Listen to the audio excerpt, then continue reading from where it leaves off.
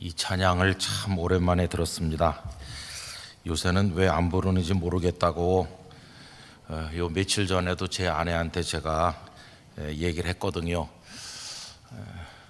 그 아름답다 조동산, 그 찬양도 옛날에 많이 불렀는데 요새 참 안 부르고, 또 나는 길 잃은 나그네였네, 그렇게 시작하는 찬양도 있어요.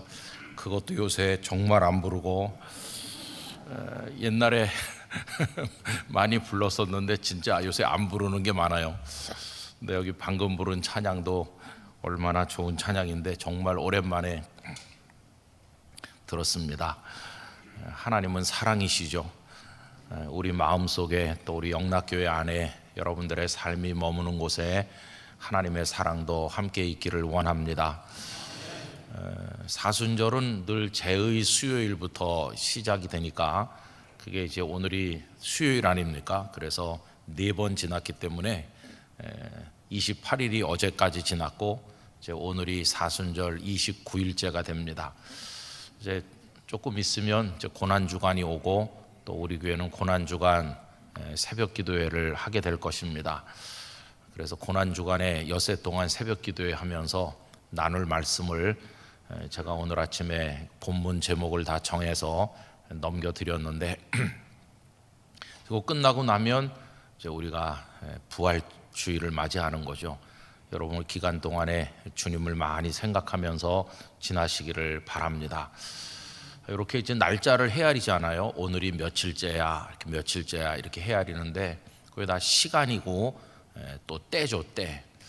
오늘 읽은 말씀을 유의해서 읽어보면은 때와 관련된 이야기가 여러 군데 나오는 걸 볼 수 있어요.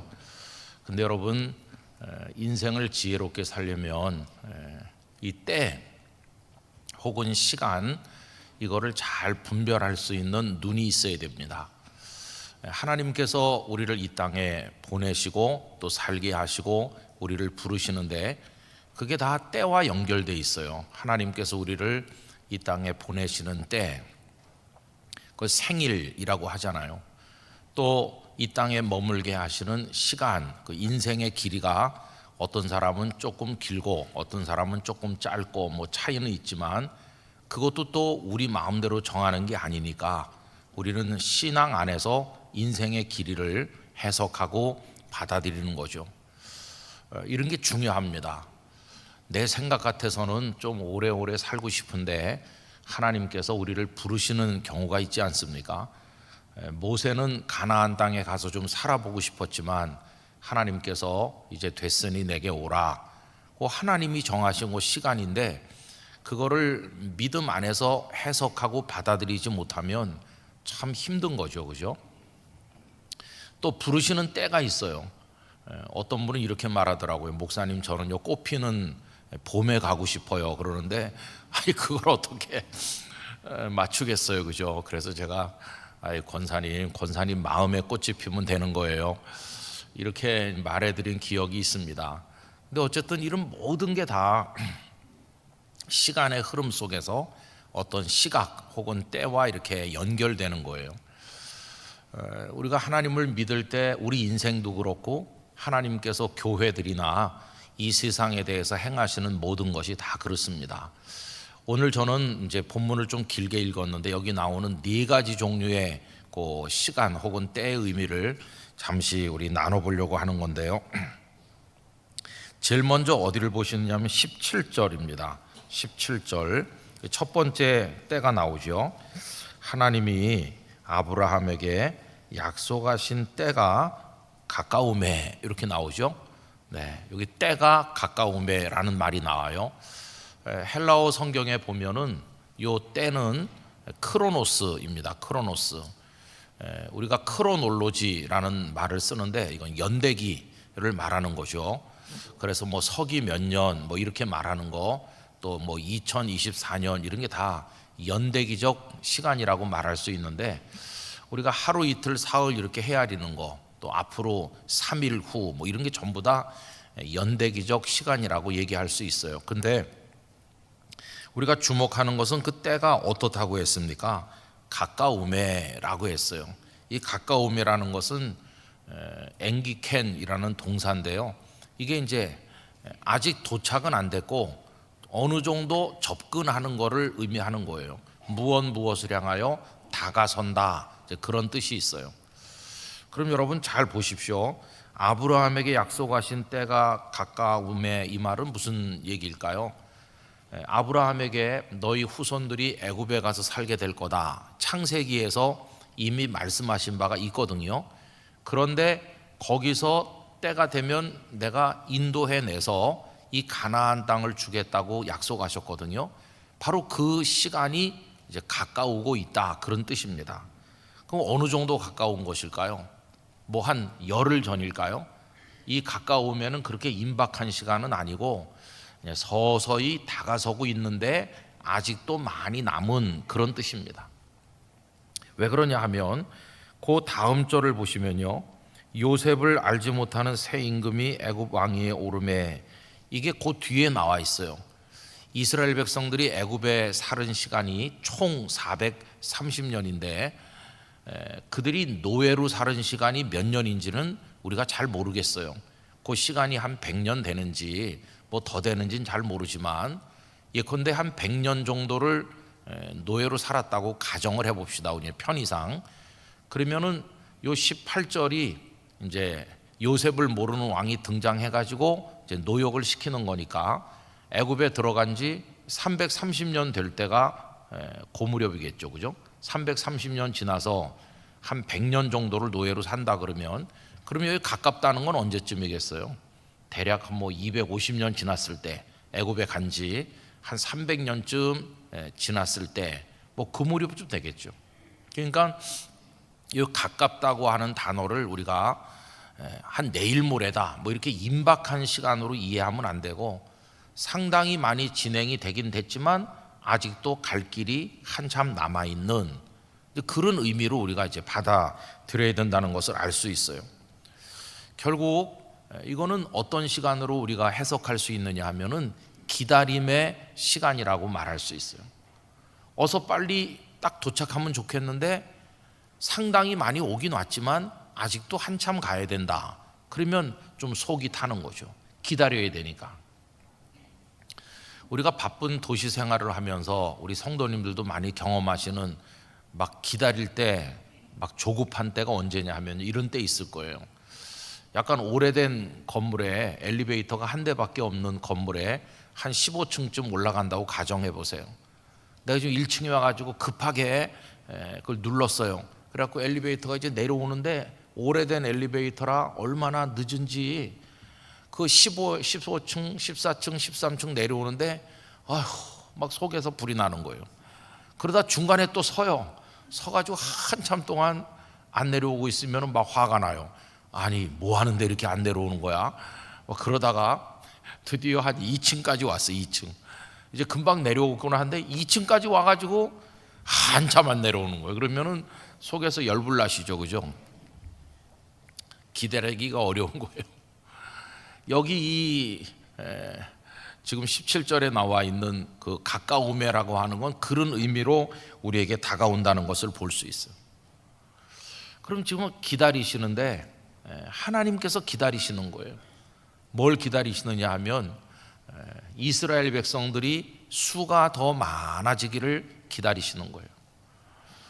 그들이 애굽에 내려갈 때 야곱과 그의 가족들이 70명이 내려갔다고 그렇게 기록되어 있잖아요. 그런데 애굽에서 나올 때는 수백만 명이 돼서 나왔잖아요.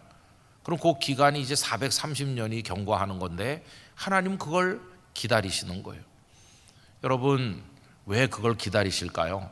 지난번에도 말씀드린 바가 있는데 만약에 야곱과 그의 후손들이 12아들들과 그 후손들이 애굽에 내려가지 않고 그냥 가나안에 계속 살면서 땅을 얻는다면 어떤 형식이 될까요?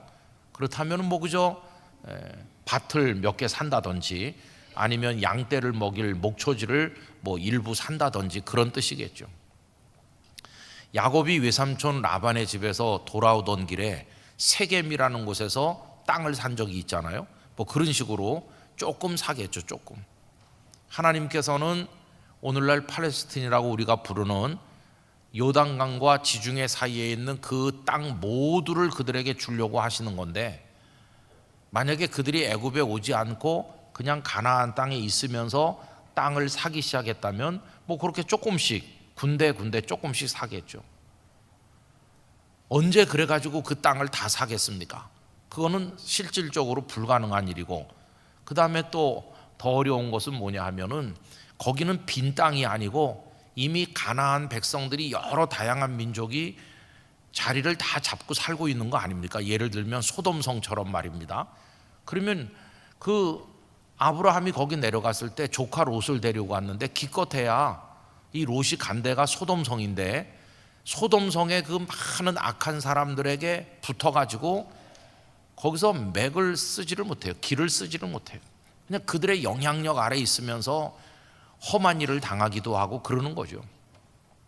그러니까 거기서 그렇게 나그네처럼 땅이나 조금씩 사면서 이동해가지고 살아가지고는 가나안 땅 전부를 얻는다는 거는 불가능한 거고, 이미 살고 있는 그 우상 숭배하는 민족들과 악한 민족들에게 다 동화되거나 먹혀가지고 하나님의 백성으로서의 그 정체성을 유지하기가 불가능한 것이에요. 그래서 하나님께서는 야곱과 그의 후손들을 고센이라고 하는 애굽 땅 일부에 정착을 시켜서 거기를 마치 온실 속에 화초를 키우듯이 오랫동안 거기서 번성하게 하시고, 그리고 이제는 가나안 땅을 통째로 얻어서 누릴 만큼 힘이 축적됐다고 생각하실 때 이제 모세를 보내서 데리고 나오시는 거예요. 그러니까 여기 가깝다고 하는 이 표현은 하나님이 계획하신 어떤 시간을 향해서 지금 서서히 접근하고 있는 그런 걸 말하는 거예요.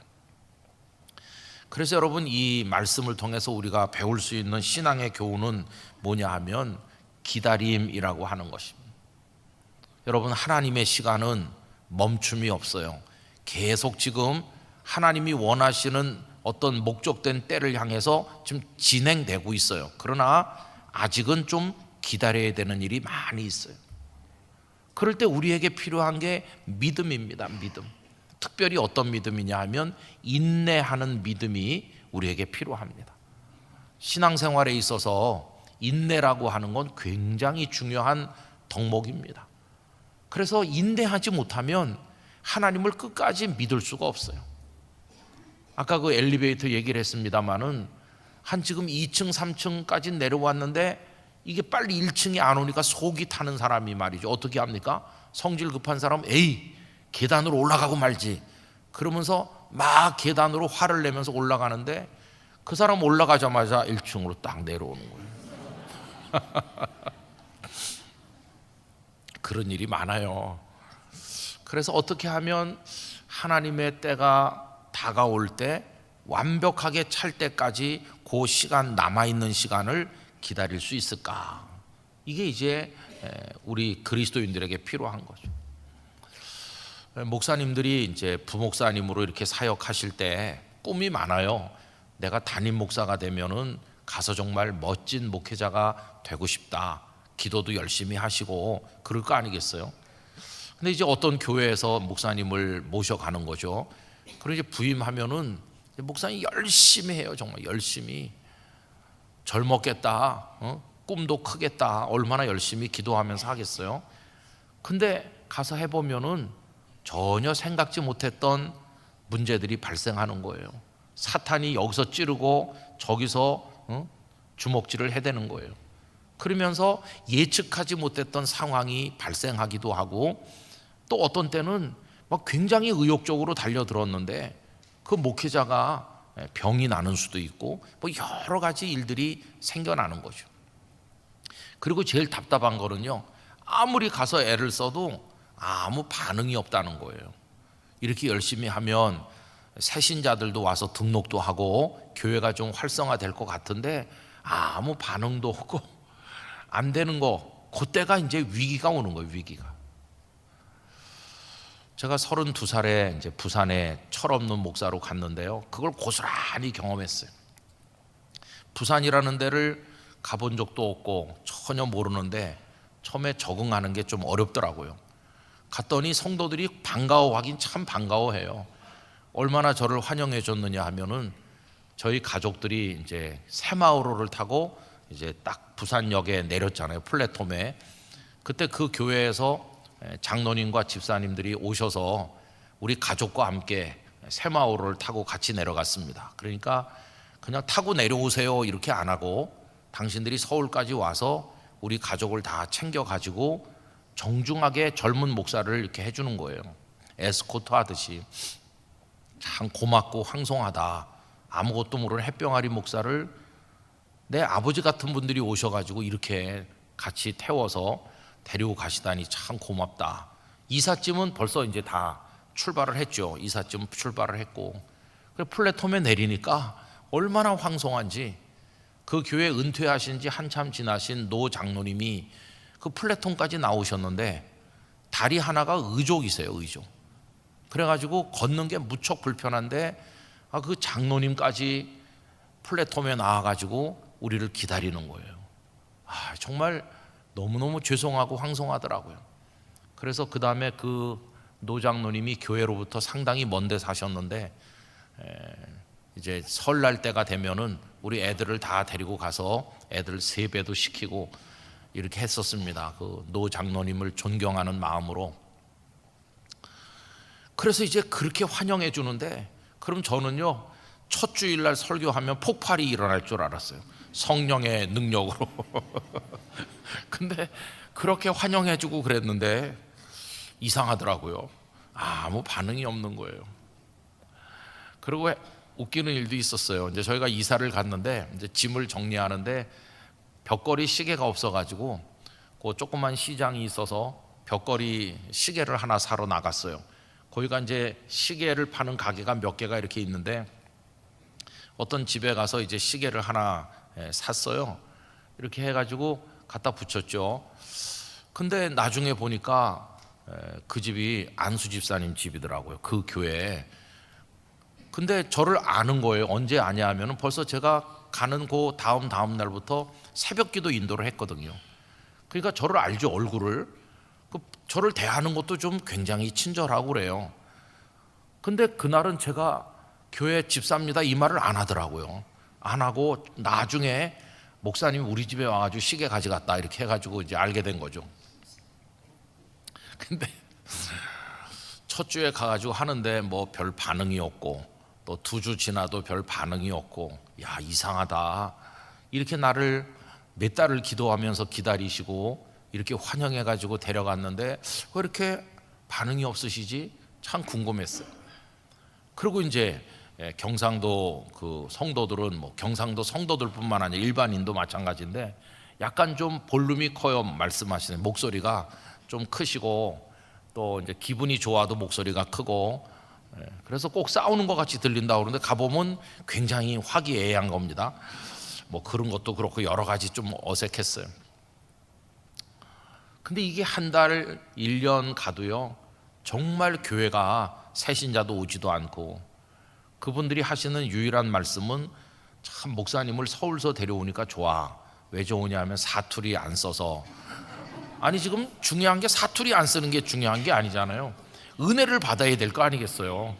근데 그렇게 제가 처음에 몇 년 동안 참 답답한 시간을 보냈어요. 아니 이분들이 몇 달을 매일같이 모여 기도했다는데 왜 이러지? 참 하나님 앞에 질문도 하고 원망도 했어요. 이렇게 평생 있어야 되나?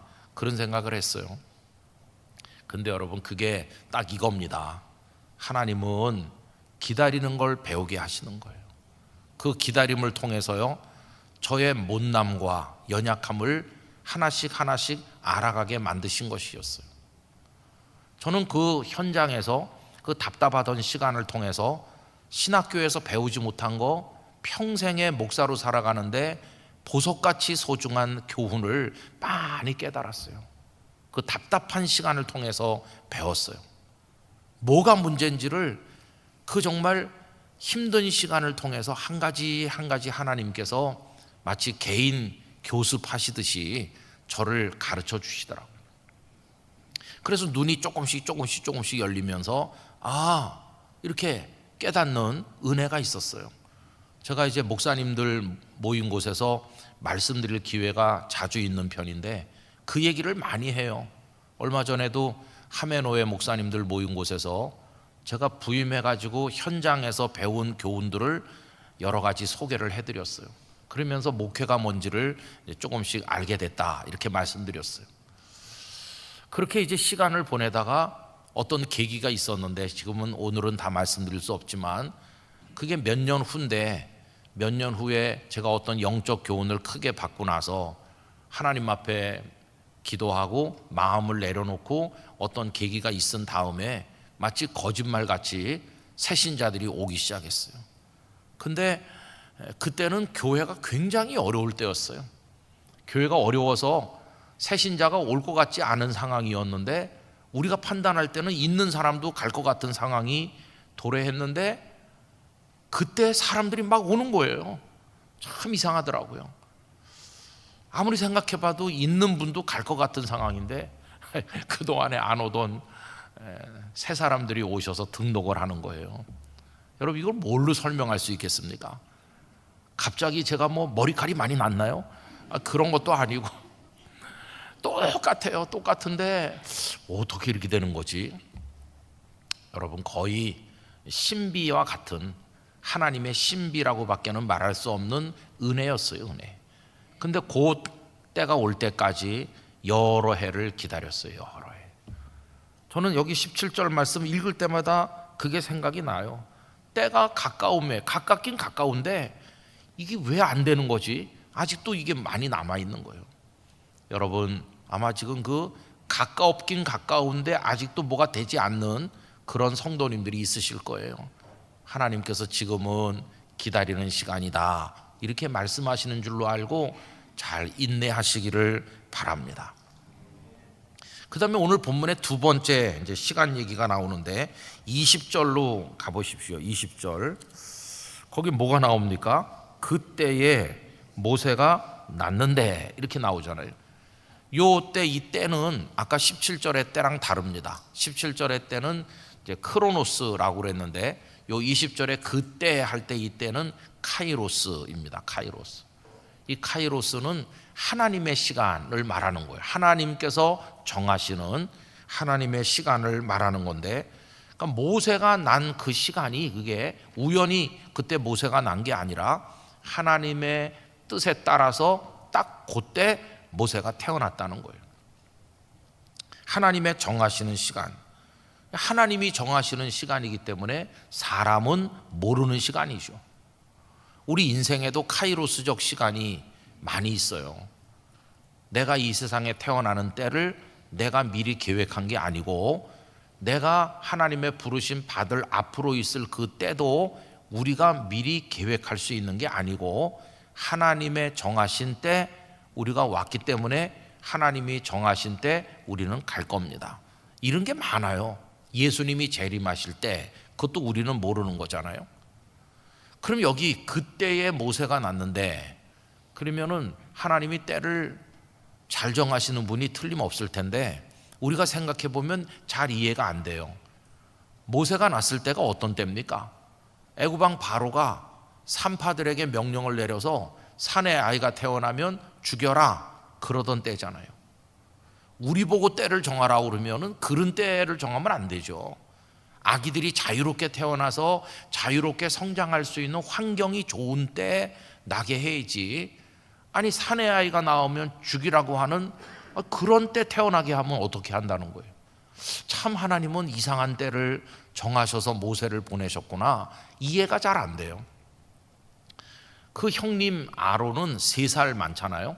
근데 형님 아론이 태어날 때는 그런 게 없었어요. 형님 아론은 태어나면 죽여라 그런 어려움 속에 태어나서 간신히 목숨을 부지한 게 아니고 그때는 그런 법이 없었겠죠. 다 태어나는 대로 다 성장했어요. 그런데 3년 지나고 나서는 상황이 달라진 거예요. 산의 아이는 죽여라. 그러니까 모세는 그때 태어난 거죠. 참 하나님은 이상한 때를 정하셨구나. 이해가 잘 안 돼요. 근데 여러분 곰곰이 생각해 보면 정말 하나님의 때는 놀랍고도 신비하다는 걸 알게 돼요. 만약에 모세가 그런 제약이 있는 어려운 때가 아닌 그냥 평상시에 태어났다면 어떻게 됐을 거라고 생각하세요? 그럼 그냥 자기 집에서 아므람과 요게벳 아래서 성장해가지고 또 끌려나가서 노역을 하면서 그냥 노예 백성으로 살았겠죠. 그런데 사내 아이는 죽이라고 하는 때 낳기 때문에 그 아버지 어머니가 석 달밖에 숨길 수가 없어가지고 갈대 상자를 만들 수밖에 없는 거고, 그래서 거기다 띄워서 나일강가에 갈대 숲에 갔다가 띄워놨더니 공주가 발견했잖아요. 그래서 공주의 아들이 돼가지고 바로의 궁궐에 들어가서 40년 동안을 애굽의 모든 문물을 배운 거 아닙니까? 만약에 그런 사내 아이를 죽이라는 그런 무서운 법이 없을 때 평상시 태어났다면 무슨 수로 그가 공주의 아들이 돼서 궁궐에 들어가서 공부를 하겠어요? 기껏 해봤자 그냥 뭐 벽돌 쌓는 법이나 배우고 그러겠죠. 그런데 가장 최악의 때를 하나님은 최선의 때로 사용하신 것을 알 수 있어요. 이건 하나님만이 판단하실 수 있는 지혜고, 우리 사람은 왜 이런지 설명하기 어려운데 하나님은 그런 절묘한 방식으로 모세라는 인물을 키워내신 거예요. 여러분, 이 하나님의 때가 얼마나 놀랍습니까? 그래서 우리가 때를 읽는 눈하고 하나님께서 때를 정하시는 그 판단의 기준은 너무나도 다르다는 걸 알 수 있어요. 여러분, 하나님의 때를 기다리면서 순종할 수 있는 믿음이 필요합니다.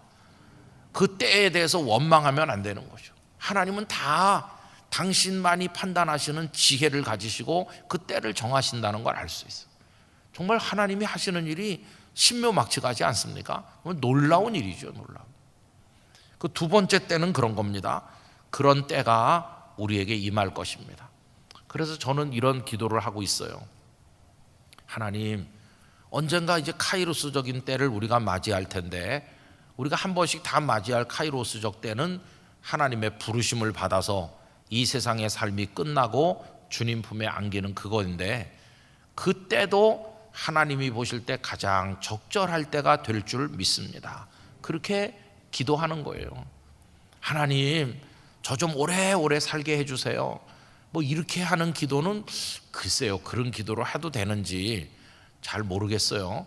그러면 하나님이 히스기야의 기도를 들으시고 15년 이렇게 해주시는 것처럼 더 하게 해주실는지 잘 모르겠는데, 그건 하나님의 소관이시고, 현명한 기도가 있다면 그 때가 이미 정해져 있을 텐데, 내 인생 전체로 보나 하여튼 여러 가지 뭘로 보나 하나님의 판단하시는 최적의 때 저를 부르실 줄 믿습니다.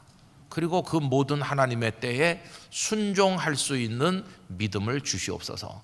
그런 기도를 우리가 하는 것뿐이죠. 그 다음에 이제 오늘 본문의 세 번째 때는 23절에 나옵니다. 23절 말씀에 보시면 뭐라고 나오죠? 나이가 40이 되매.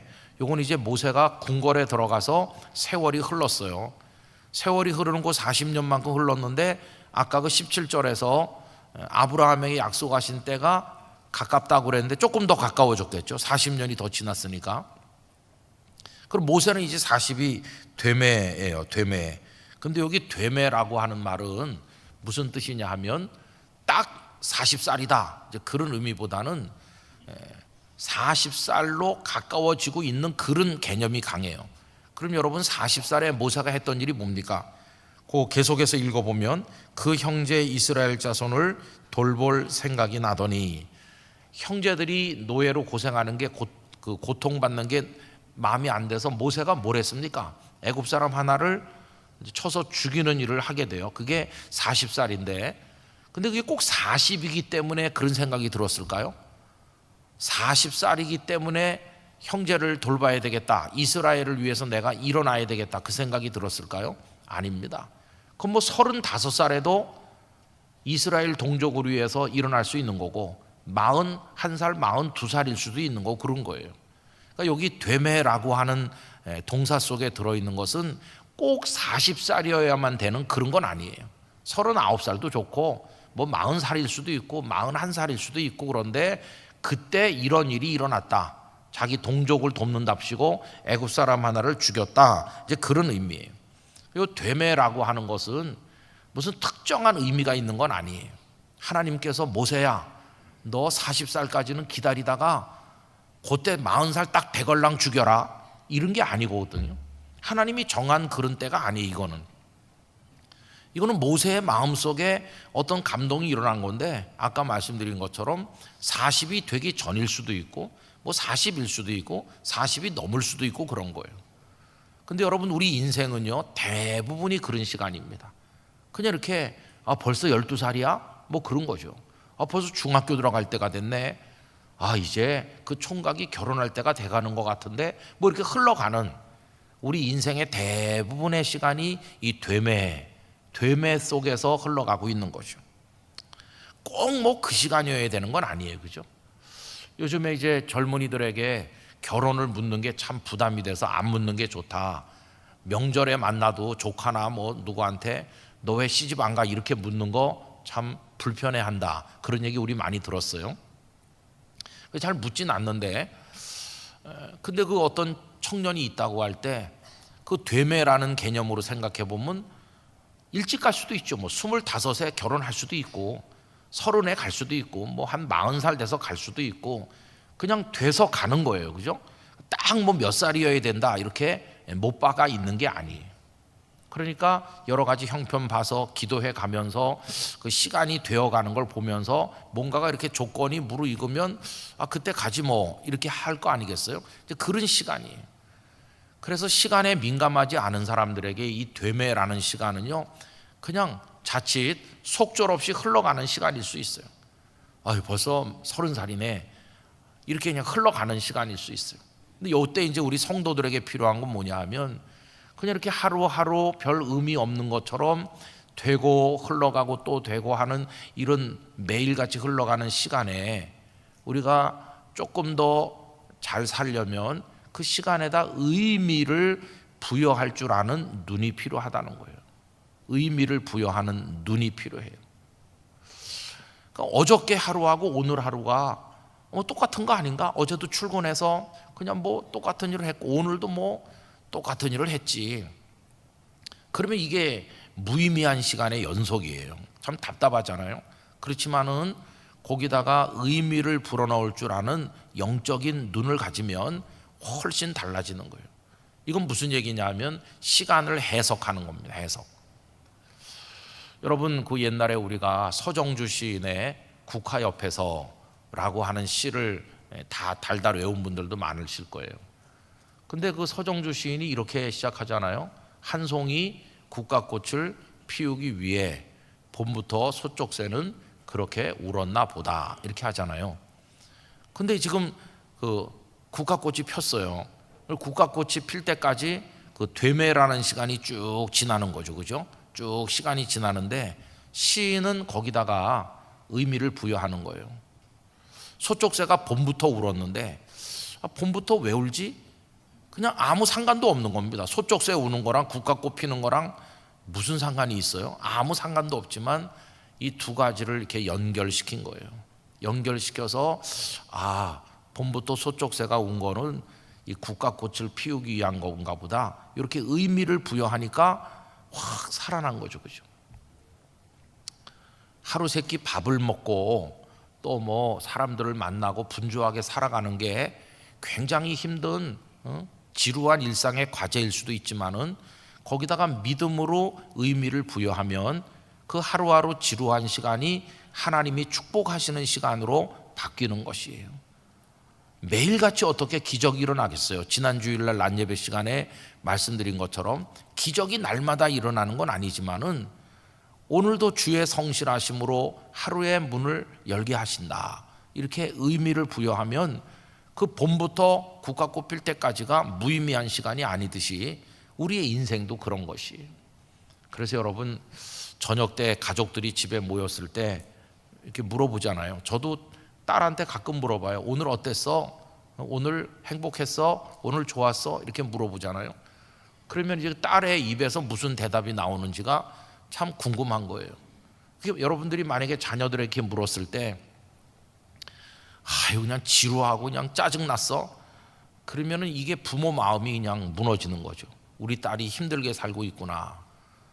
그런데 여느 날이나 똑같이 바쁘고 힘든 직장에 가서 하루 종일 시달렸을 텐데 저녁에 들어오는 딸이 오늘 행복했어 이렇게 말하고 들어오면 이게 뭐 확 가정 분위기가 달라지는 거예요.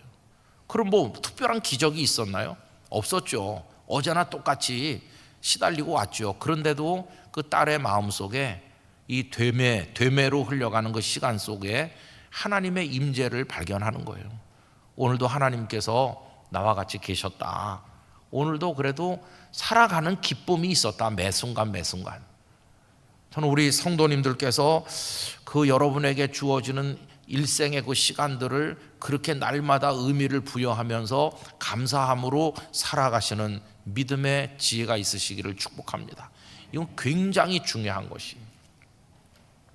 그 다음에 마지막 이제 네 번째는요, 30절에 나옵니다.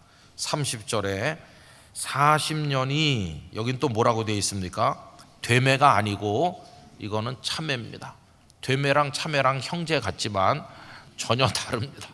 이 참매는 뭐냐 하면은요, 플레로라고 꽉 찬 겁니다. 땅 꽉 찬 거예요. 그러니까 요거는 이제 0.1초도 모자란 게 아니고 0.1초도 넘치는 게 아니에요. 딱 차는 걸 말하는 거예요. 그러니까 하나님께서 모세가 40살에 애굽 사람 하나 죽이고 그 다음 미디안 광야로 가서 장인의 집에 얹혀 살면서 양을 먹이고 사는데 그게 40년이 흘러서 딱 차기를 기다리신 거예요. 때를 정해놨어요. 그래갖고 딱 차니까 그날 하나님 어떻게 행동하셨습니까? 떨기나무 불꽃 가운데 나타나신 거예요. 그 떨기나무 가운데 나타나셔서 호렙산 기슭에서 그를 만나는 그 사건은 딱 그날 이루어지도록 되어 있는 거예요. 그거는 뭐 그 전에 아무 때나 만나도 좋고 몇 년 후에 만나도 좋은 그런 게 아니에요.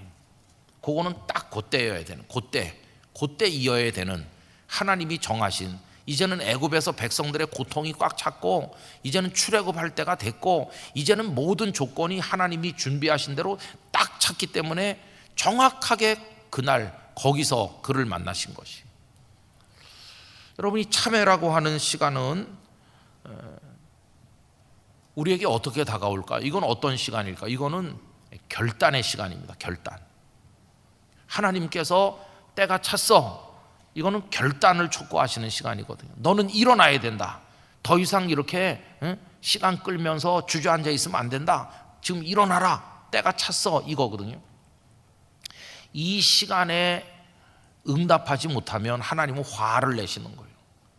모세가 떨기나무 앞에 섰는데 네 발에 신을 벗으라. 신을 벗고 이렇게 있는데 하나님께서 가서 백성들을 건져내라고 그러잖아요. 근데 모세가 즉시 아멘 했나요? 이 핑계 저 핑계 대면서 뭐 못한다고 그러고 말할 줄 모른다고 그러고 뭐 이러잖아요. 근데 하나님께서 화를 내셨다고 그랬어요. 여러분, 왜 화를 내십니까? 그 때는 결단하고 일어날 때니까요. 아무리 걸리는 게 많아도, 마음이 원하지 않아도, 준비가 안 된 것 같아도 하나님께서 너 지금 일어나라 이렇게 하는 거예요. 모세가 세상을 떠나니까 이스라엘 백성이 다 슬퍼하면서 다 주저앉았어요. 모세 없이 어떻게 우리가 가나안에 가나, 완전히 절망 상태죠. 장례식을, 슬픈 장례를 했어요. 장례를 끝냈는데 하나님께서 여호수아에게, 여호수아 1장에 내 종 모세가 죽었으니 너는 일어나라. 일어나서 이 백성들과 함께 요단강을 건너라. 그때 여호수아에게 촉구하시는 건 결단하는 거거든요. 일어날 때가 됐구나. 일어날까 말까 생각할 것도 없어요. 그럴 때는 일어나야 되는 거예요. 일어나서 백성들을 독려해서 요단강을 건너야 되는 거죠. 여러분, 우리가 하나님 앞에 순종한다고 할 때 바로 이런 때가 꽉 찬 그런 때가 옵니다. 이때는 하나님께서 우리에게 무조건적인 순종을 요구하시는 때라는 걸 우리가 알아야만 되는 것이죠. 무조건 아멘 해야 되는 것이. 그리고 내가 준비가 안 된 것 같아도, 여건이 성숙되지 않은 것 같아도 그때는 순종해야 되는 거예요. 어려워도. 우리 영락교회는 지금 가장 많이 드리는 기도 중에 하나가 80주년이라는 겁니다. 80이라는 숫자는 크로놀로지의 숫자죠. 연대기적 숫자죠. 1945년에 우리 영락교회를 한경직 목사님과 성도들이 세웠으니까 내년 2025년은 하나 둘 따져서 80번째, 요거 그냥 연대기적 시간이잖아요. 근데 연대기적 시간이 물 흐르듯이 흐르는데 우린 거기다 의미를 부여했어요. 이상하게 우리는 딱 떨어지는 데 의미를 부여하죠. 75주년, 뭐 80주년. 근데 뭐 75주년이나 76년이나 다 그게 그건데 우리는 하여튼 딱 끊어진다고 생각해서 의미를 부여한 거예요. 81주년이나 80주년이 똑같죠. 뭐 그런데도 우리는 0으로 끝나니까 80주년 이렇게 의미를 부여했어요. 그래가지고 거기다가 이제 뭘 하는 거죠. 이런저런 사역도 하고 또 우리 교회 이제 필요한 부분에 리모델링도 해야 되고 뭐 할 일이 너무 많잖아요. 근데 이게 단순히 연대기적으로 80년이기 때문에 하는 거라고 생각하면 너무 시시한 거예요. 80년이기 때문에 한다고 그러면 우리가 하는 일이 너무 우스워지는 거예요. 근데 거기다가 영적 의미를 부여해야 되는데 그동안 우리 선배들이 수고하셔 여기까지 왔는데 이제 영락교회가 뭔가를 이제 앞으로 다시 일어서서 우리 후배들이 앞으로 몇십 년 한국교회를 위해 하려면은 필요한 준비들을 해야 되지 않겠나. 그래서 여기 의미를 부여해가지고 단순한 연대기적 시간이 아니라 하나님의 카이로스가 왔다고 믿고 때가 찬 줄로 알고 모든 성도들이 결단하고 헌금도 드리고 기도도 하고 우리가 어렵지만 이제 뭘 해보자 이렇게 하는 거예요. 그래서 결단이 요구되는 시간으로 이 80이라는 숫자를 우리가 받아들인다면 우리 모든 성도들이 순종하며 기쁨으로 참여할 수 있을 것이라고 생각하는 것입니다. 그런 게 중요한 것이에요. 여러분, 오늘 네 가지 그 때에 관한 시간을 하나씩 말씀드렸는데 얼마나 잘 전달이 됐는지는 모르겠어요. 그리고 다 의미가 다르고 우리가 받아들이는 그 태도가 좀 차이가 있는 거거든요. 근데 결론적으로 드리는 말씀은 우리에게 주어진 흘러가는 시간이든지 딱 정해서 때가 찬 결단을 요구하는 거든지 또 하나님이 정한 어떤 전체 그게 어떤 거든지 간에 모든 시간의 주인은 하나님이시라는 것이에요. 하나님이 그 때에 따라서 당신의 섭리를 펼치시고 우리를 통해서 어떤 역사를 이루시고 우리를 축복하신다는 것이에요. 그래서 여러분, 우리가 하나님의 모든 시간 주관과 우리 인생에 개입하시는 모든 것에 대해서 믿음으로 순종하게 되기를 원하는 것입니다. 감사함으로 따라가는 것밖에 없어요. 그게 하나님 하시는 일이에요. 저는 영락교회 목사로 살면서 이런 생각을 많이 해요. 왜 하나님이 나를 한 5년 일찍 오게 하지 않으셨을까? 그런 생각도 하기도 하고, 왜 하나님이 점내껏 부산에 있다가 오게 했을까? 그런 생각도 하기도 하고, 여러 가지 생각을 많이 해요. 그럼 마지막 고백은 하나예요. 하나님이 하시는 게 최상이다. 그래서 저는 이렇게 고백하고 있어요. 제가 영락교회 목사로 온 요때는 하나님 판단할 때 가장 좋은 때이기 때문에 오게 하신 줄 믿습니다. 그렇게 고백하는 거예요. 그래서 뭐 인간적으로 생각하면 아닌 게 많은 것 같지만은 하나님이 당신의 계획 속에서, 왜? 우리는 버려진 존재가 아니라 하나님의 섭리 안에 있는 사람들이니까, 교회도 우리 개개인도 다.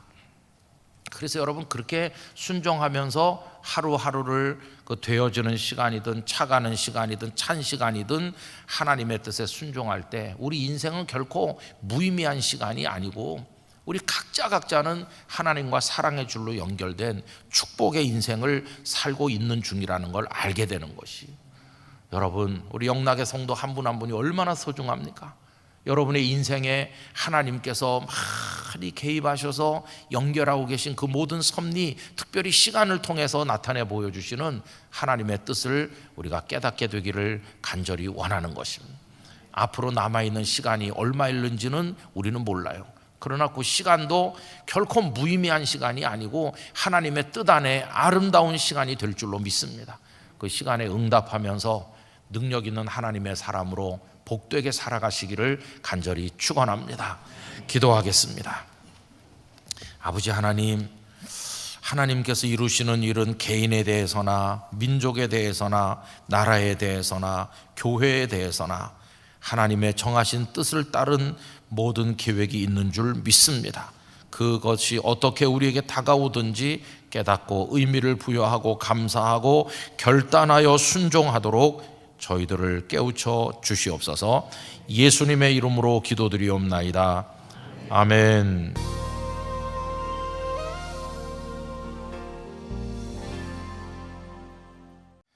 하나님의 사랑이 크시다는 것을 여러분 얼마나 느끼면서 사세요? 생생하게 매일매일의 삶 속에서 하나님의 그 사랑을 우리가 느껴가면서 감사하면서 살아가게 되기를 바랍니다. 참 얼마나 놀라운 사랑인지 말할 수가 없죠.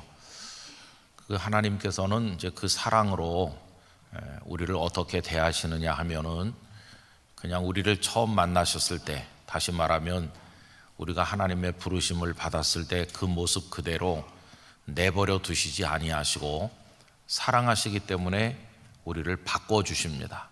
바꿔주셔요. 그러니까 엄마가 아이를 사랑하기 때문에 외출했던 엄마가 저녁 때 집에 돌아오는데 골목에서 아들 녀석을 만났는데 그 아들 녀석이 그냥 험하게 아이들하고 놀아가지고 얼굴도 꼬질꼬질하고 그리고 뭐 코도 나고 손도 막 그냥 더럽고 옷에도 흙이 묻고 그러면 엄마가 그냥 본대로 놔두지 않습니다. 엄마는 그 녀석을 데리고 집에 들어와서 깨끗이 씻기고 그리고 다 옷을 갈아입혀서 깨끗하게 바꿔주잖아요.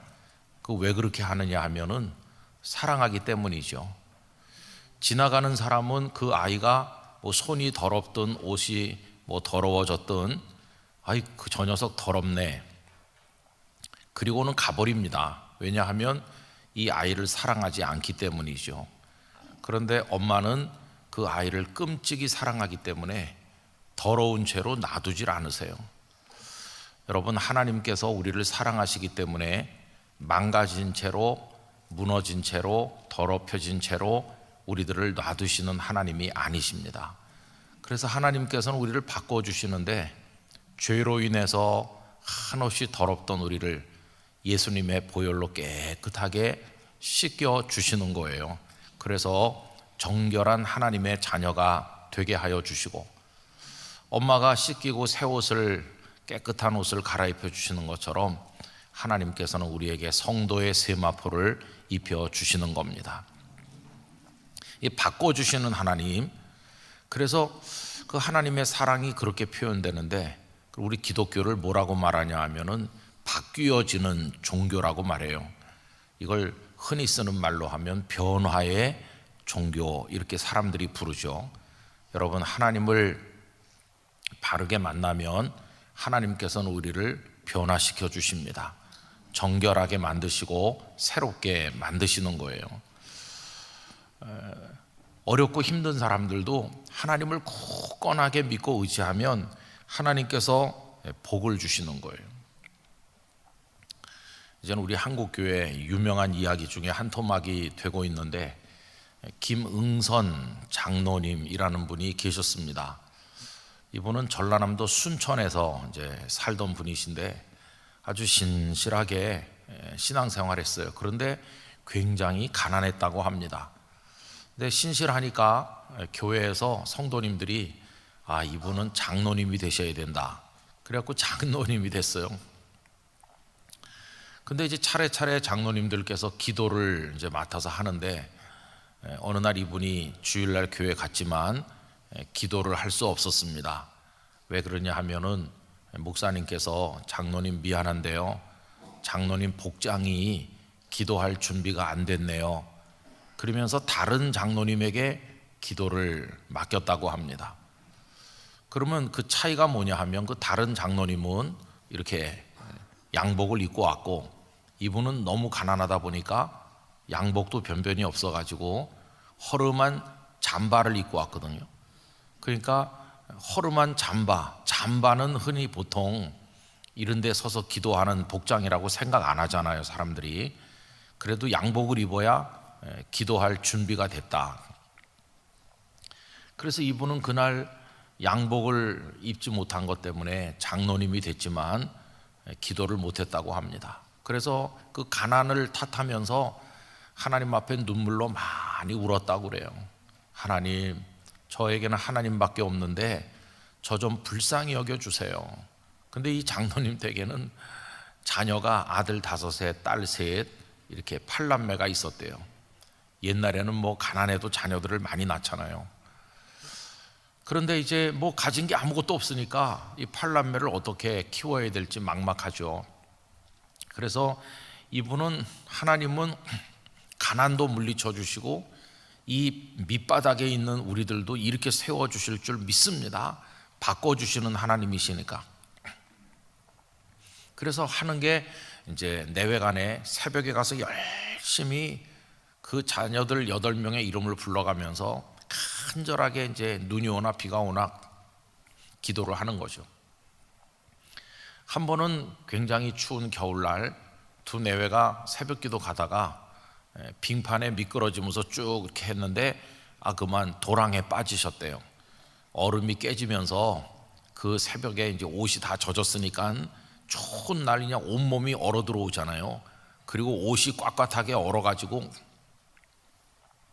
그래 옷을 갈아입으려고 집에 오는데 그 자녀들이 깨서 일어나가지고 울면서 아버지 엄마 오늘은 교회 가지 말라고, 이렇게 얼음물에 빠져가지고 엉망인데 오늘은 가지 마세요 이래도 그 장로님은 옷을 갈아입으시고 내가 하나님 앞에 가서 기도해야 된다, 그리고 너희들을 위해서 매일같이 기도한다, 그리고 가셨다고 그래요. 그렇게 하나님을 의지하면서 이제 살던 분이죠. 이 장로님은 1993년에 하늘나라로 가셨습니다. 그리고 그 장로님이 그렇게 기도했던 팔남매가 어떻게 됐을까? 여러분, 팔남매가 다 하나님을 잘 믿는 거예요. 다 하나님을 잘 믿고 지금도 매년 1월 1일이 되면 가족들이 다 같이 모여서 하나님 앞에 예배를 드린다고 합니다. 근데 그 모이는 후손이 120명이 넘는다고 그래요. 다 후손이 번성해 가지고 이제 자녀들이 많이 태어나서, 그래서 그 가문의 그 가훈이 뭐냐 하면 심은 대로 거두리라. 그 말씀을 따라서 기도를 심으면 하나님께서 그 기도에 응답을 주시고, 선한 삶을 심으면 하나님께서 그 열매를 주신다. 그래서 하여튼 믿음을 따라 하나님만 바라보며 살자, 이렇게 한다고 그래요. 근데 제가 이제 그 어떤 곳에서 보니까요, 그 장로님이 그렇게 아들 5을 위해서 기도하고 따님 3분을 위해 기도했는데, 큰 아드님은 순천 동부교회 장로가 되셨고, 순천에 있는 그 유명한 기독교 학교 매산 학교의 교장 선생님이 되셨답니다. 또 둘째 아드님도 장로가 되시고 서울 복음교회 그리고 명보기업이라는 회사를 운영하고 계시다고 그래요. 셋째 아드님은 장안교회라는 데를 다니는데 유성 TS 회장이라고 합니다. 넷째 아들은 인천제일교회 장로님이신데 14대 15대 국회의원을 지내셨다고 그래요. 그리고 5번째 아들은 할렐루야 교회 장로님이신데 국정원장을 지내고, 김승규 국정원장이라고 계셨죠. 그분이 그 집의 막내 아들이고, 그 다음에 따님은, 큰 따님이 승주 소망교회 권사님이고, 둘째 딸이 한마음 장로교회 권사님이고, 셋째 딸은 예손 장로교회 권사님인데 다 장로님이 되고 다 권사님이 되고 후손이 번성해 가지고 120명이 넘게 모여서 하나님 앞에 믿음으로 심는 대로 거둔다. 5대째 믿는 가문이 됐다고 그래요. 여러분, 참 아름다운 이야기 한 토막 아닙니까? 아마 우리 영락교회에도 이런 복을 받은 가문들이 많이 계실 거라고 생각해요. 저도 그런 거룩한 욕심이라고 할까? 우리 영락교회 성도들이 그런 거룩한 욕심은 괜찮아요. 그런 거 다 가지시게 되기를 바랍니다. 그리고 기도하기를 바랍니다. 좀 자녀를 많이 낳아야 되겠다, 그런 생각이 들기도 하죠. 어쨌든 하나님께서는 그냥 내버려 두시는 분이 아니시고 간절히 하나님을 신뢰하면 하나님께서 이렇게 바꿔주시는 거예요. 사실 다윗 같은 사람도 보면은 그냥 뭐 천덕꾸러기 비슷하잖아요. 베들레헴에 철없는 그냥 양치기 소년처럼 형님들도 뭐 별로 그렇게 막내 동생을 대단하게 생각하지 않았고 이 녀석 그러면서 그냥 막내로 그렇게 컸겠죠. 그런데 하나님께서는 그냥 그렇게 내버려 두질 않으셨어요. 그를 사랑하셨기 때문에 그를 존귀한 이스라엘의 왕이 되게 하셨어요. 요셉 같은 사람도 그저 보디발의 집에 밑바닥에 종으로 팔려가지 않았습니까? 그러나 하나님은 그를 높이 존귀하게 쓰셨어요. 그래서 여러분, 하나님께서는 바꿔주시는 하나님이시다, 변화시키시는 하나님이시다, 복을 주시는 하나님이시다. 이건 정말 굉장한 성경이 우리에게 들려주는 메시지라고 말할 수 있습니다. 저는 오늘 이 말씀을, 우리 본문 말씀을 가만히 읽다가 참 흥미로운 걸 발견했는데, 오늘 설교 제목을 그 모세, 이 모세 이렇게 정한 이유가 있어요. 여러분, 오늘 말씀 가운데 가만히 봅시다. 어디를 보시느냐 하면요, 오늘 본문 중에서 35절을 보십시오. 35절 다시 한번 다 같이 읽어보실까요? 그들의 말이 누가 너를 관리와 재판장으로 세웠느냐 하며 거절하던 그 모세를 하나님은 가시나무 떨기 가운데서 보이던 천사의 손으로 관리와 속량하는 자로서 보내셨으니, 그 모세, 그 앞에 설명을 보면 누가 너를 관리와 재판장으로 세웠느냐 하며 거절하던 그 모세, 이런 게 무슨 얘기냐 하면은, 모세가 나이 40살에 모세 딴에는 내가 우리 동족을 돕겠다 그러면서 애굽 사람 한 사람을 쳐서 죽였잖아요. 그리고 기대를 했어요. 내가 이렇게 행동을 하면 이스라엘 우리 동족이 나를 지도자로 인정해 주겠지라고 기대를 했는데, 웬걸요, 오히려 도망가는 신세가 됐어요. 그 위로 거슬러 올라가셔서 25절부터 보십시오. 25절부터 보시면 이렇게 되어 있습니다. 그는 그의 형제들이 하나님께서 자기의 손을 통하여 구원해 주시는 것을 깨달으리라고 생각하였으나, 이게 모세가 가진 기대죠. 우리 동족들이 나를 인정해 줄 거야, 지도자로 받아줄 거야 라고 들뜬 기대를 가졌지만 그들이 깨닫지 못하였다. 그 동족들은 모세를 지도자로 깨닫거나 받아들인 게 아니었어요. 26절, 이튿날 이스라엘 사람끼리 싸울 때 모세가 와서 화해시키려 하여 이르되 너희는 형제인데 어찌 서로 해치느냐 하니, 그 동물을 해치는 사람이 모세를 밀어뜨려 이르되 누가 너를 관리와 재판장으로 우리 위에 세웠느냐, 네가 뭔데 끼어들어, 막 이러는 거겠죠. 네까지 게 뭔데, 우리 시비하던 말든 네가 무슨 상관이냐. 지도자로 받아들이기는커녕 완전히 그냥 무시당했어요. 또 28절, 네가 어제는 애굽 사람을 죽인 것 같이 또 나를 죽이려느냐 하니, 그 전날 있었던 사건이 이제 들통이 난 거 아닙니까? 그래서 29절, 모세가 이 말 때문에 도주하여 미디안 땅에서 나그네 되어 거기서 아들 둘을 낳으니라. 이게 그 모세의 모습이죠. 그 모세는 어떤 모세냐 하면, 꿈은 컸으나 인정받지 못하고 거절당하던 모세. 그 모세는 도망할 수밖에 없던 비참한 모세.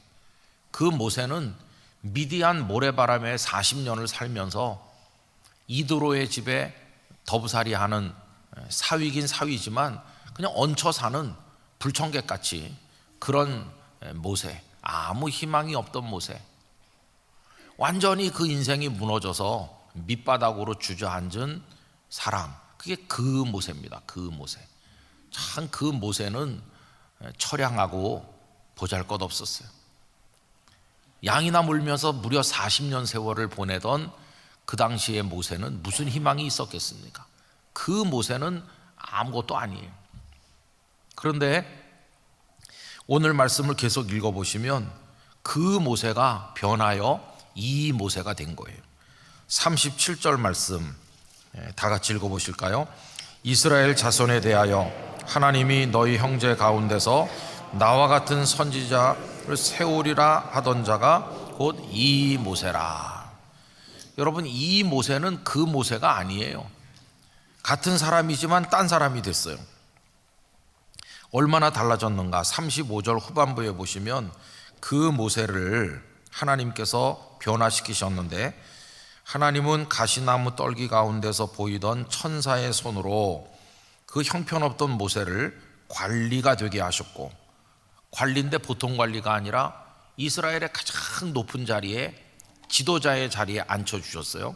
그리고 속량하는 자로, 애굽에서 그들을 건져내어 구원하는 자로 모세를 세우셨고, 또 36절 이 사람이 백성을 인도하여 나오게 하고 이스라엘의 인도자가 되게 하시고 애국과 홍해와 광야에서 40년간 기사와 표적을 행하였느니라. 상상도 못할 어마어마한 하나님의 능력을 사람들 앞에 드러내 보인 10가지 재앙이 애굽에 임했는가 하면 홍해를 가르는 하나님의 도구가 되기도 하고, 그리고 뭐 광야에서 얼마나 많은 일이 있었습니까? 하나님께서 그를 통해 역사하신 거예요.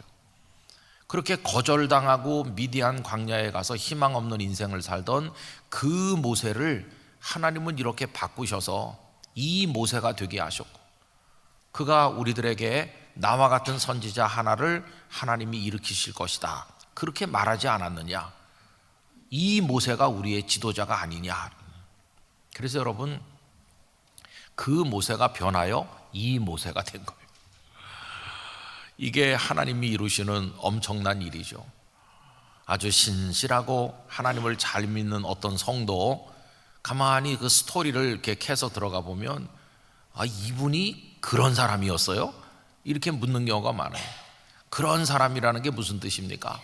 막 형편없게 살던 사람인데 믿어지지 않는데요. 아, 이렇게 신실하고 훌륭한 분이 그런 일을 한 사람이에요? 안 믿죠? 그런데 변한 거예요. 변해서 놀라운 사람이 되는 거죠. 저는 하나님께서 우리를 그대로 내버려 두지 않으시고 그 모세를 이 모세 만들듯이, 사울을 바울 만드시듯이 변하여 새 사람이 되게 하시고 버려진 것 같은 밑바닥 인생을 존귀한 인생으로 만들어 주시는 이 하나님의 정말 엄청난 사랑의 손길, 너무너무 멋진 것 같아요. 여러분, 그 하나님의 손 안에서 우리가 다시 빚어 만들어지기를 원합니다. 그리스도 안에 있으면 새로운 피조물이 되는 거예요. 새로운 존재가 되는 거죠. 그래서 오늘 본문은 이제 그 모세가 이 모세 된 거예요. 오늘 오전에 저는 교회 일을 좀 보다가 목양부 장로님, 또 이번에 수고하실 분 또 이렇게 해서 몇 분 해가지고 이번 4월 마지막 주간에 우리 산상 기도에 강사로 와주시는 우리 교회 담임 목사님으로 10년 동안 섬겨주신 이명수 목사님 찾아뵀습니다. 그래서 제가 가서 목사님께 인사를 드렸어요. 저는 이명수 목사님을 멀리서 듣기만 했지 가까이에서 뵌 적은 없었거든요. 그래도 우리 영락교회 전에 계셨던 담임 목사님들, 한경직 목사님부터 시작을 해가지고 뭐 쭉 알잖아요. 또 박조준 목사님도 기억하고 있고, 또 박조준 목사님은 제가 우리 교회 와가지고 우리 목사님들, 전도사님들 1박 2일 영성 수련회를 할 때 코로나 전에 목사님께 부탁을 해서 우리가 말씀도 들은 적도 있고 그래요. 요새도 영락교회 소식을 잘 듣고 있다고 그러면서 저한테 또 문안 인사도 자주 해주시고 그러세요. 그리고 또 이제 우리 이명수 목사님, 그 후에 중간에 이제 김윤공 목사님도 계셨고, 지난 주일날 예배 마치고 저 뒤에서 인사를 하고 있는데 어떤 여성이 저에게 오시더니, 목사님 오늘 예배 잘 드리고 가고 우리 찬양대도 멋지고 너무 은혜 받았습니다. 그러면서 제가 김윤공 목사님 딸입니다. 미리 말씀 안 하고 오셔서 몰랐는데 김윤공 목사님 따님이라고 하면서 미국 성도들을 한 10서너 분 여기 쭉 앉으셔서 동시통역 예배를 드리시고, 그래서 지난주엔 또 우리 김 목사님 따님이 오셨다 가셨어요. 그리고 이제 이명수 목사님 오늘 가서 뵙고 인사를 드리고 이렇게 했어요. 우리 원로 목사님은 뭐 우리 교회 좀 같이 계시니까 그래서 오늘 가서 가까이 가서 뵙고 참 좋은 시간을 가지고 또 우리 집회 4월 달에 있을 산상 기도의 부탁도 드리고 이런저런 말씀을 드리고 또 거기서 음식을 준비해 주셔서 저희가 가서 잘 얻어먹고 왔습니다. 그래서 영양가가 이렇게 있는 거예요. 오늘 낮에. 근데 거기 목사님 계신 곳이 모세골이거든요. 근데 이제 잘 모르는 분들은 모세골 그러면은 여기 나오는 모세인 줄 알아요, 모세. 근데 그게 아니고 모새골입니다. 모새골. 새가 아니고 새죠. 근데 그게 어디서 온 이름인지 잘 모르잖아요. 동네 이름이 그런가 이렇게 생각하는데 그게 아니고 모든 것을 새롭게 하시는 하나님, 그런 뜻에서 모새, 이렇게 내가 만물을 새롭게 하노라, 하나님께서 그런 말씀 하셨잖아요. 그래서 거기 들어와서 기도하고 하나님을 만나는 사람은 그 사람이 뭐 어떤 사람이든지 간에 하나님의 능력과 사랑 가운데서 새로워진다. 그래서 모새골이라고 이름을 붙이신 거예요.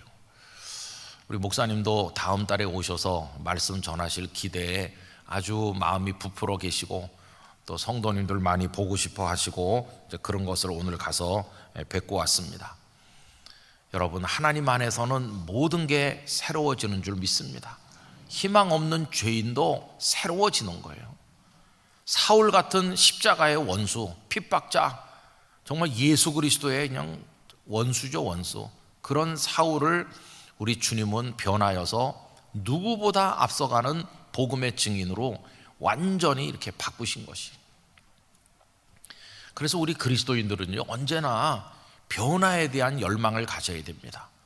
하나님 저를 더 변화시켜 주시고 어제와 오늘이 다르게 하시고 오늘 저의 영혼의 모습이 내일과 또 달라서 가면 갈수록 더 정제되고 더 순화되고 더 성숙하고 더 예수님을 닮아가고 우리가 완벽에 이를 수는 없겠지만은 그래도 날마다 새로워지기 위한 그런 거룩한 포부를 가지고 하나님 앞에 기도해야 되리라고 믿는 것입니다.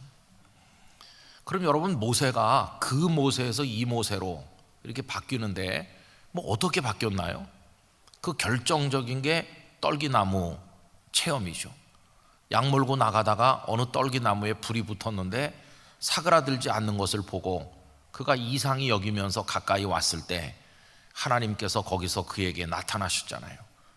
오늘 본문에도 이제 그 이야기가 나오는 걸 볼 수 있습니다. 하나님께서는 그에게 신을 벗으라 이렇게 말씀을 하셨잖아요. 여러분, 오늘 본문 중에서 33절 말씀 우리 다 같이 읽도록 하겠습니다. 주께서 이르시되 네 발에 신을 벗으라. 네가 서 있는 곳은 거룩한 땅이니라. 신을 벗으라고 하는 의미는 여러 가지로 설명합니다. 우선 우리가 한 가지 알 수 있는 힌트는 구약성경 룻기 4장에 이런 게 있어요. 그 룻이 모압 여자로서 시어머니 나오미를 따라서 베들레헴으로 와가지고 어머니를 정성껏 부양하지 않습니까? 그래서 추수하는 데 나가서 곡식 나달을 주워다가 어머니를 섬기고 이렇게 하는데 그 어머니 나오미가 남편을 잃고 청상 과부가 되어서 자기를 따라온 이 젊은 자부를 보니까 늘 마음이 얼마나 아팠겠어요. 그래서 나오미가 이렇게 말하죠. 보아스라는 사람이 있는데 보아스가 우리 가까운 친척이다. 그러니 이제 너는 보아스에게 가서 보아스의 밭에서 곡식을 주우라. 이래서 보아스의 밭에 가서 이제 곡식을 줍는데 마침 보아스가 일꾼들 일하는 걸 보려고 나타난 거죠. 거기 보면 마침 보아스가 왔다고 돼 있는데 이게 마침이 우연인 것처럼 보이지만 하나님께서 만나게 하신 거예요. 그래서 거기서 두 사람이 인사를 하고 보아스가 내가 어머니에게 이렇게 효도한다는 거 내가 들어서 알고 있다. 아주 좋은 인상을 가졌어요. 그리고 나서 나중에 이제 이 나오미가 며느리를 보아스에게로 보내잖아요. 그런데 나중에 보아스가 그 뜻을 다 알게 되죠. 아, 이 여인이 나를 지아비로 남편으로 섬겨서 살아서 자녀를 낳으면 그 대를 이으려고 하는구나. 그런데 보아스가 이렇게 말하죠. 나보다 더 가까운 사람이 있다고. 혈족 중에 그 사람이 기업 물을 자의 책임을 다 한다면 그 사람이 하면 되는 거고, 그 사람이 하지 않는다면 책임지고 내가 하겠다. 이래서 그 사람에게 가서 자초지종을 다 얘기하잖아요. 근데 그 혈족 더 촌수가 가까운 사람이 성문에 그 베들레헴 성의 지위가 높은 장로님들이랑 다 앉아 있는 곳에서 맹세하면서 나는 그걸 하지 않겠다 이렇게 거절하거든요. 근데 거절하면서 하는 이상한 행동이 하나 있습니다. 그게 뭐냐 하면 신발을 벗어서 내놓는 거예요. 신발을 벗어서 내놓는다는 거는 거기 권리, 그 권리를 내가 포기하겠다 그런 뜻이에요.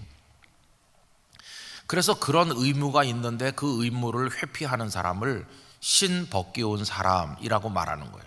신발을 벗었다. 자신에게 주어지는 어떤 것을 포기하고 벗어버리는 그걸 말하는 거예요. 거기서 힌트를 우리가 얻는다면 하나님께서 모세에게 네 발에 신을 벗으라 하는 것은 네가 가지고 있는 거, 네가 자부심으로 느끼고 있는 거, 네가 자랑스럽게 여기는 거, 그런 거 너의 인생에서 소중하다고 생각하는 모든 거, 그 자존심, 그게 뭐든지 간에 다 내려놓으라, 다 포기해라 그런 뜻이에요. 또 옛날에는 보잘것없는 노예들은 다 맨발로 살았습니다. 맨발이라고 하는 거는 비참함의 상징이고 그리고 굴종의 상징이었어요. 포로로 잡히면 대번에 화려한 옷부터 벗기고 그 다음에 신발부터 벗기는 거예요. 그러면 그냥 허름한 옷을 입고 맨발로 끌려가는 거, 이게 이제 그 비참한 몰락의 상징인데, 하나님께서는 신발을 벗으라는 것은 너는 내 앞에서 밑바닥이 되라, 노예 같은 존재로 내 앞에 서라, 주인 노릇하지 말고 내 앞에 두 손 들고 항복해라 그런 뜻이에요. 여러분, 우리 모두는 하나님 존전에서 신을 벗어야 된다고 믿습니다. 그 앞에서 뭐 내가 이런 사람이고 내가 저런 사람이고 이런 게 아무 소용이 없고요. 하나님, 저는 당신의 노예입니다. 맨발로 서겠습니다. 제게 무슨 권리가 있고 제가 뭐 자랑할 게 있다고 하더라도 다 벗어버리겠습니다. 온전히 당신 앞에 무릎을 꿇습니다. 그러니 당신의 뜻대로 저를 받으시고 저를 새롭게 하여 주시옵소서. 이게 이제 우리가 하나님 앞에 나가는 모습이거든요. 그걸 그대로 보여주신 분이 사도 바울이세요. 빌립보서 3장에서 바울 사도가 당신이 자랑할 만한 게 많다고 그랬잖아요. 그죠? 그 출신 배경으로 보나 뭐 가문으로 보나 배운 지식으로 보나 바울은 자랑할 만한 걸 많이 가진 분이지만 그 모든 것을 다 배설물로 여깁니다. 이게 이제 신발을 벗는 거예요. 다 배설물처럼 여기고 예수 그리스도를 아는 지식이 가장 고상하기 때문에 그냥 다 벗어 던지고 오로지 주님을 붙드는 거예요. 모세가 신을 벗고 하나님 앞에 엎드리는 건 바로 그런 의미가 있는 거예요. 그런 과정을 통해서 그는 새 사람이 된 거예요. 여러분, 오늘날도 그 사람이 어떤 사람이든지 간에 하나님의 사랑의 능력의 손안에서 변화서 새롭게 되려면 영적 원리는 똑같습니다. 근데 구체적인 환경은 좀 다를 수 있어요. 어떤 사람은 감당하기 어려운 큰 은혜를 경험했을 때 하나님 앞에 엎드러지는 사람이 있어요. 예를 들면 베드로가 그렇죠. 베드로가 베드로 되기 전에 시몬이란 이름을 가진 갈릴리의 어부로 살 때 한 마리 물고기도 못 잡고 깊이 좌절하고 지친 몸을 가지고 있다가 예수님께 배를 빌려드렸었고, 그 이후에 말씀을 마친 예수님께서 깊은 데로 가서 그물을 내려 고기를 잡으라 했을 때 친구의 배까지 불러서 간신히 끌어올렸는데 두 배가 다 잠길 정도로 엄청난 물고기를 잡는 상상도 못할 놀라운 은혜, 경이로운 하나님의 손길을 경험하고 난 끝에 그런 예수님 앞에 털썩 무릎 꿇고 주여 나는 죄인으로소이다, 나를 떠나소서 이렇게 말하잖아요. 이게 털썩 무릎 꿇고 나는 죄인입니다, 이 순간이 이 시몬이 예수님 앞에 신을 벗는 순간이에요. 신발 벗고 엎드리는 거예요. 또 그런가 하면 이사야 선지자는 그는 왕족으로 알려져 있는데 우시야 왕이 죽던 해 성전에 올라가서 하나님의 영광스러운 보좌를 보고 자기가 그래도 괜찮은 사람인 줄 알았었는데 하나님을 딱 대면하고 나니까 자기가 입술이 부정한 더러운 백성 속에 섞여 살면서 자기 역시 입술이 부정한 멸망에 마땅한 죄인이라는 걸 알고 하나님 앞에 전율을 느끼는 거죠. 화로다 나여 망하게 되었도다. 내가 입술이 부정한 백성 중에 살면서 입술이 부정한 죄인이구나, 이렇게 탄식하고 있는데 하나님께서 제단에 핀 숯불을 가져다가 그의 입에 대시며 거룩하게 만들어 주셨잖아요. 화로다 나여 망하게 되었도다. 이게 신발을 벗는 순간이에요. 하나님 앞에 엎드러지는 순간이죠.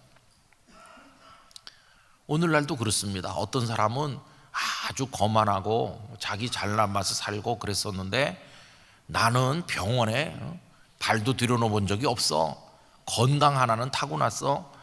그런 사람이 어느 날 말기암입니다. 그런 소리 들으면 그냥 확 무너지는 거예요. 오히려 젊어서부터 자주 아프고 좀 안 된 말로 골골하는 분들은 언제나 본인이 약하다고 생각하기 때문에 그런 거에 대해서 마음의 준비가 좀 돼 있는데 전혀 아프지 않던 분들이 충격이 뭐 엄청나게 커요. 확 무너져 내려요. 절대 하나님을 믿지 않을 것 같은 사람이 두 손 들고 나오는 거죠. 신발을 벗는 거예요. 그 순간에 그 연약함을 통해서 하나님은 그의 영혼에 은혜를 베푸시고, 그 십자가 예수님 옆에 매달렸던 강도, 그 사람이 십자가에 매달리지 않았으면은 예수님을 믿었겠어요? 그런데 죽음 앞에서 지금 호흡이 얼마 남아있지 않는 마지막 순간이 오니까 십자가에 매달리지만 않았다면 그는 무릎을 꿇고 두 손 들고 엎드렸을 거예요.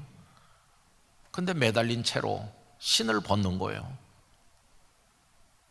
당신의 나라에 임하실 때 나를 기억해달라고. 여러분, 성경을 쭉 읽어보면 어떤 한 사람이 하나님을 만나서 새 사람으로 바뀌는 그 과정엔 다 똑같은 영적 과정이 있어요. 결국은 하나님 앞에 자신의 신을 벗는 포기의 과정, 엎드림의 과정, 항복하는 과정이 있어요.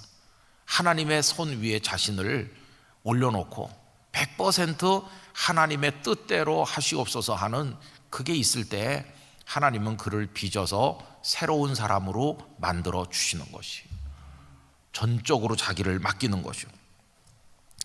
여러분, 19세기의 위대한 설교자인 스폴전 목사님 얘기도 비슷합니다.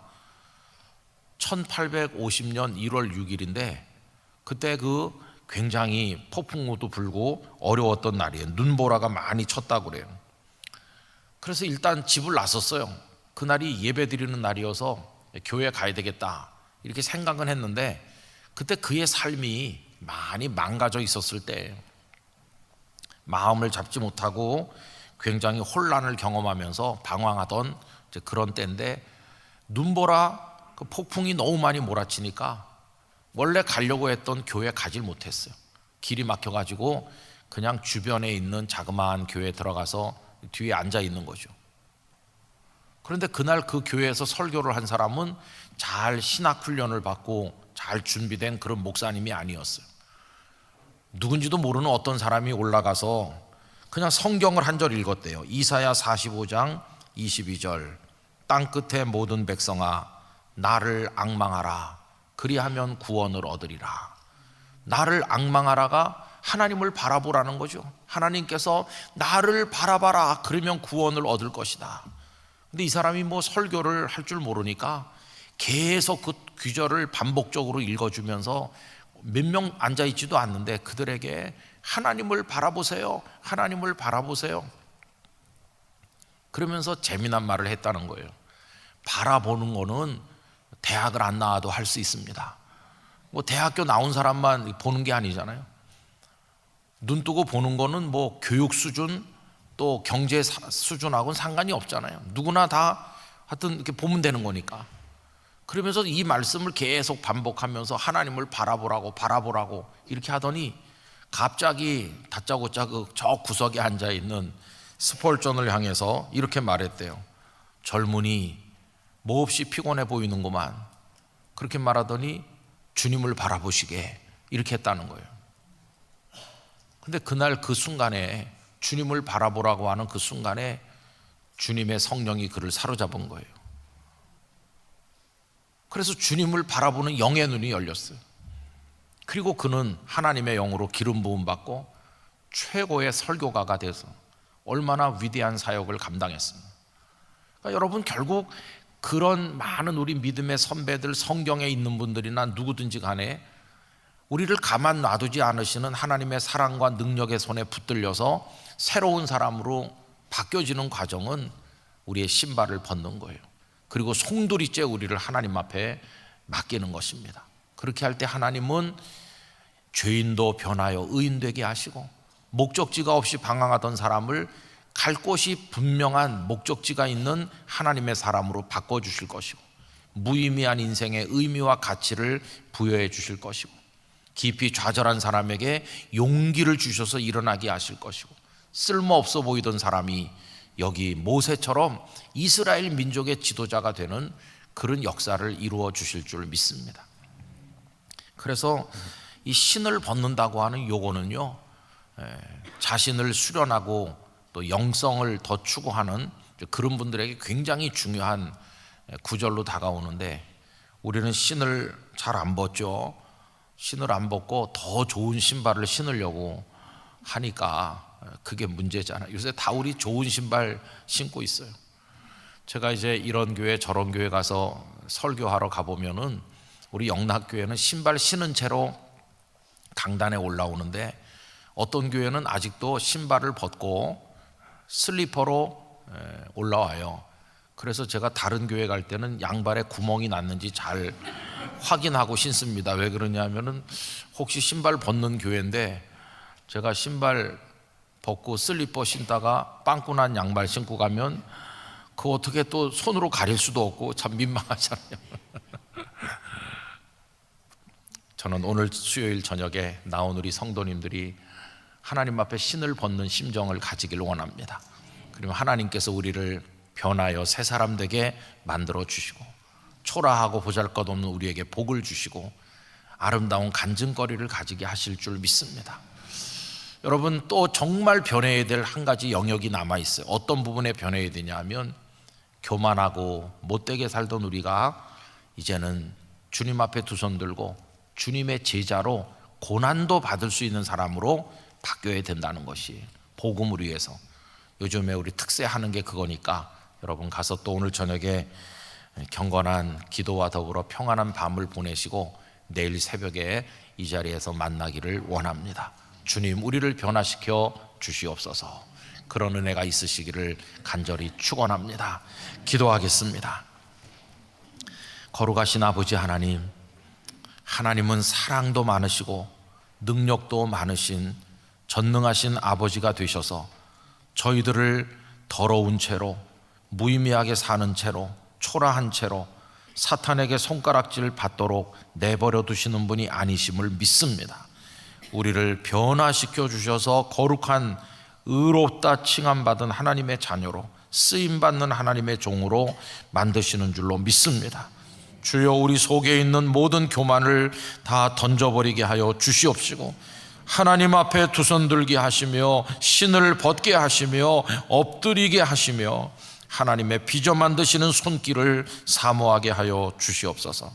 그래서 하나님의 은혜 가운데 거하는, 그리고 아름다운 인생의 복을 누리는 성도들이 되게 하여 주시옵소서. 예수님 이름으로 기도하옵나이다. 아멘.